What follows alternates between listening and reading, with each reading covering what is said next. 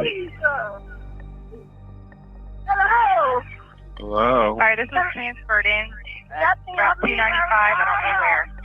Some of the other calls we've talked about, it probably went into wherever this other lady's from, and she's transferring them over to the handling agency. Whatever information we get, we usually tell them what the location is that the caller already gave us, but we still confirm with the caller that that's exactly where they are.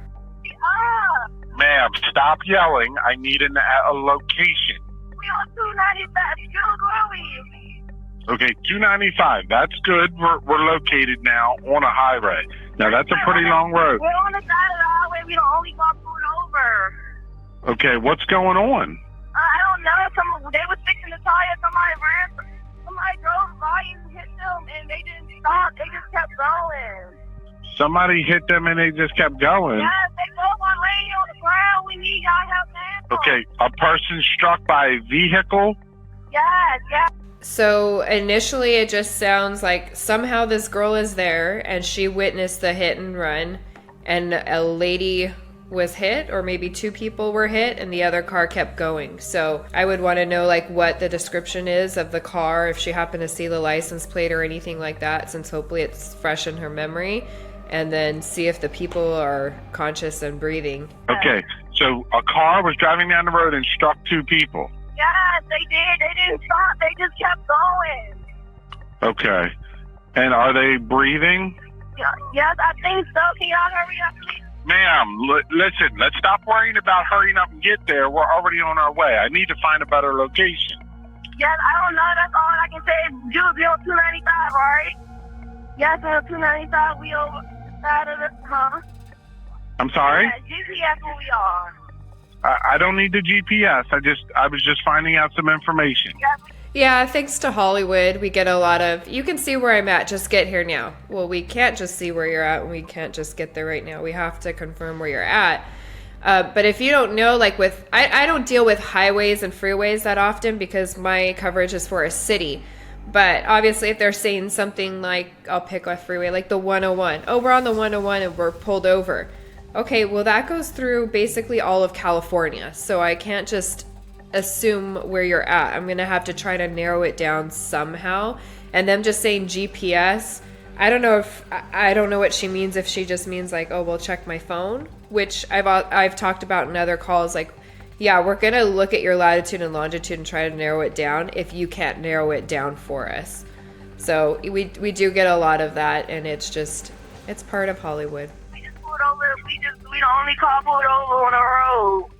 Okay, we're already en route. Are these people breathing? Yes, they are. What is your name? Johnny Williams. All right, are they conscious right now? Yes, one of them. One of them is conscious. So two people were struck. Yes, they both went. They just went. Okay, let's stop whining. Okay, let's stop whining. It's hard to understand you. Two people were struck, correct? Yes. I get what he's saying. Does she sound like she's whining? Yes. But she also witnessed something traumatic. So not everybody's going to be calm. We get very jaded as dispatchers sometimes, and we don't understand why they're upset because we've dealt with this so many times. And that's not the right choice of words to be using. Maybe just say like, ma'am, it's really hard to understand you. Can you take a deep breath and try to calm down? Don't just tell them you're whining, because I know if I witnessed something traumatic and somebody told me I was whining, I would get really upset with them, and that would take time away from what's important. So it's just, we need to watch the choice of words that we use with people in such a traumatic type of call. And they are breathing. Yeah. Okay, what kind of injuries do they have? I'm not sure. The one that's talking her hip. I don't know. It's in my body. She's not saying anything. So they're awake? Yeah. No, only one of them. Only one. Okay, one's awake, one's not awake. Yeah, right now, yes. Okay, are they both breathing? Huh? I don't know. Yeah, Okay. they are, yeah, for right now, yes. Okay, are they out in the middle of the road, or are they on this side of the road? They both on the side. Okay, can you walk up to these people and kind of find out some information for me? Yeah, I stood right here. I was right in the hotel when he did the No. Okay, I don't need to know what exactly happened. I need to find... Ma'am, I need you to walk up to these people, and I need you to look and tell me what's going on with these people. They just laying on each other. My father's laying on her, and they just laying here. They're just laying here. It's nothing. They just laying. Is there someone else there I can talk to? Because it's so hard. It's only my little brother. I'm talking better than him right now. Okay, well, one person is conscious, correct? Yes. And one person is unconscious. Yes, they already on their way. He just want Okay, ma'am, please stop yelling. Stop yelling, please. Let's stop yelling. You said somebody is laying on top of them? Not all the way on top of me. So who's laying on top of the woman? My father. Why is he laying on top of her? He's not laying on top of her. He's just leaning on her. Why is he leaning on her? He can't move. He's unconscious. I don't know what. I don't know. Okay, so the people that... Ma'am. Yes.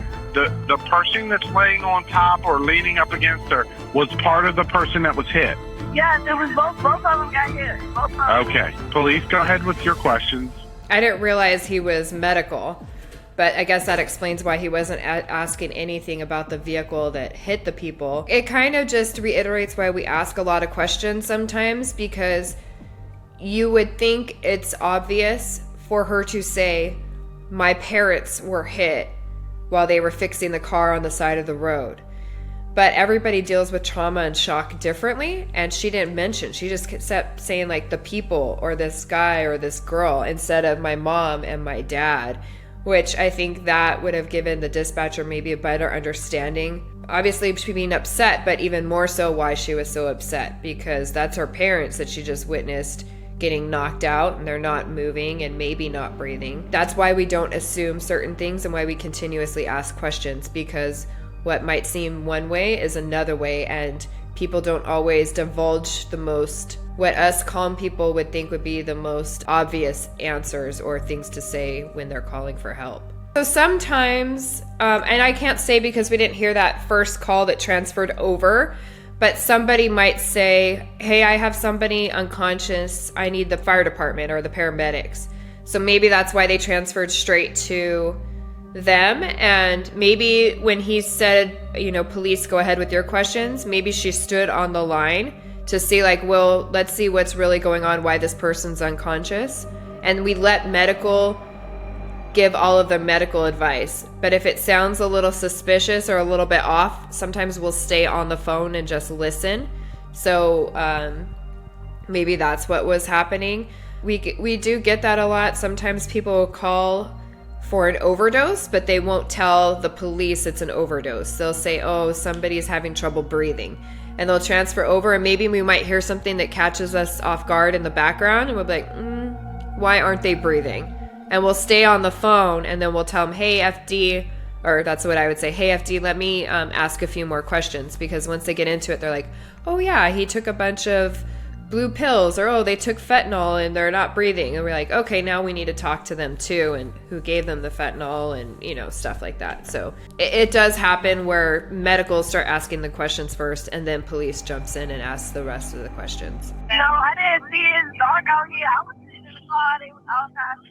I just heard it. He did not stop, slow down. The call itself, it was a little confusing at first. You didn't really know in its entirety what exactly was going on and who was involved, who was injured, what the kind of suspect vehicle was, that kind of thing. I don't know if they played the whole police call itself. It was a little bit of a confusing, frustrating call, but obviously hindsight's 2020, and I'm sure the girl was doing the best that she could, knowing that both of her parents were struck and she didn't know what to do. And then on the operator side of things, I think he could have been a little bit better. Obviously he's a little bit jaded and was a little bit rude with the stop yelling and the whining and all that. And it's just a good reminder for the operators out there just to empathize with the caller and to remember that this is their emergency, and it might not be our first time dealing with something like this, but it is for them, and we need to be respectful and be calm. And sometimes we just